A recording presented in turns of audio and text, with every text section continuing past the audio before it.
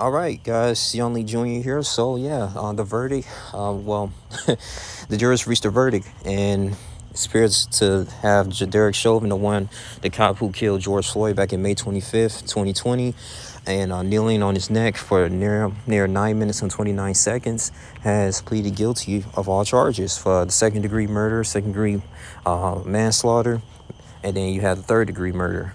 And, wow, this is really unique in history, and it was kind of crazy too. It was a long trial. I say fairly long trial. It's been going on for like a couple, 2 or 3 weeks right now, and we finally reached a conclusion here, and which was scary. As one point, I want to say, like the defense attorney, he was creating that reasonable doubt, right? Wasn't the fact that okay, but George Floyd had fentanyl and methamphetamine inside the system that probably would have stopped his heart.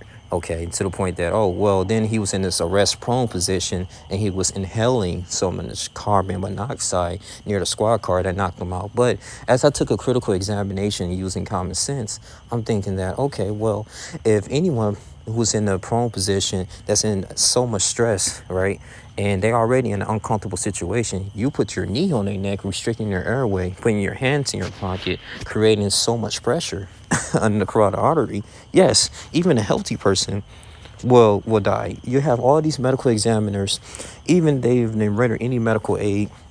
Think about the other 3 officers, I believe, that were like just standing there trying to do the crowd control. I don't think anyone was going to intervene. They were just recording.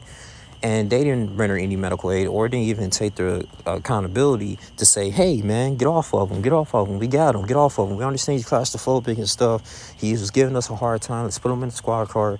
It has no meaning of this unnecessariness for you to put your knee on his neck. Now, they were showing different angles that he made it. His knee was shifting on different parts of his body.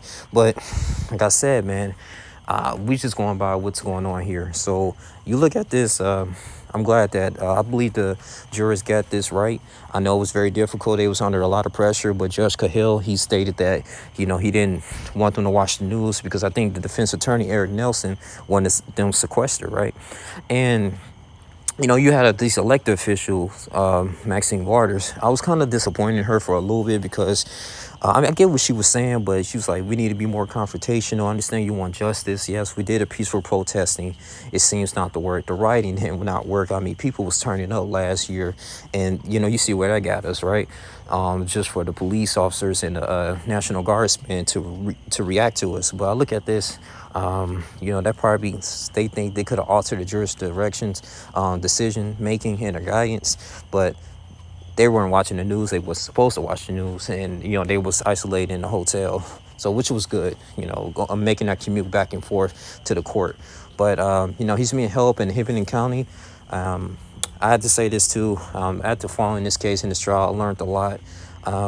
Judge Cahill, he's going on with the PSI, and those you don't know the PSI, that's pre-sentencing investigation. That's basically like a written form that's supposed to help assist the court. They do a background information. It gives you the criminal investigation report and the criminal history of the individual that's being convicted, so they can help assist their sentencing. And then 6 weeks, they're going to get that in 4 weeks. And 8 weeks upon that, they're going to do the sentencing. And they say he can face up to 40 years in prison. I'm like, he's going to be in prison for a very long time. And like I say, and it's going to be, this is a victory. I'm not saying this is like, we'll be huge celebrate. I mean, I guess you can say, because I was very excited about this. I'm glad that I was so anxious. I kept refreshing my page, but I'm glad they got this right.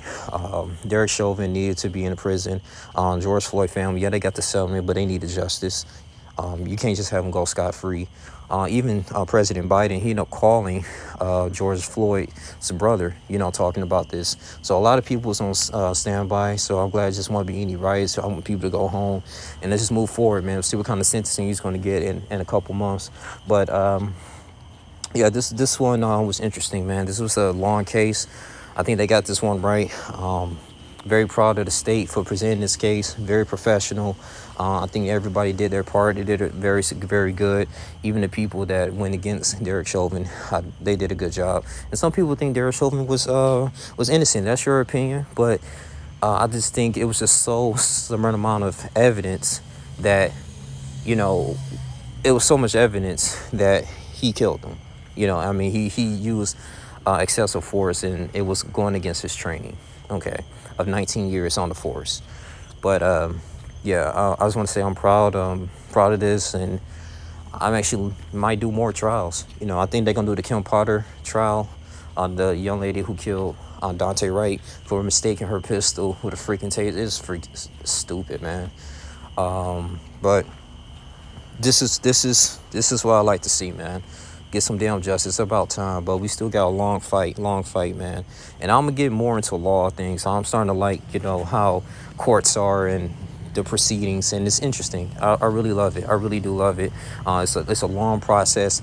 Even just looking up these words and these law terms, that like they speak a different language, you know. But just want to sit up here and say this, you know, just to end this video here. Thank you, like I said, Jerry Blackwell, the prosecutors, and, you know, just rest in this case. You just said, you know, with even the young teenager who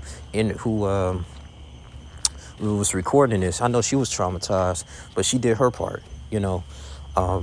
So let's continue to fight the good fight, and it's in God's hands, you know. But that's all I really have to say. Like, comment, subscribe, share this video. This wraps up to the George Floyd case, and I'll see you next time. I'm out. Deuces.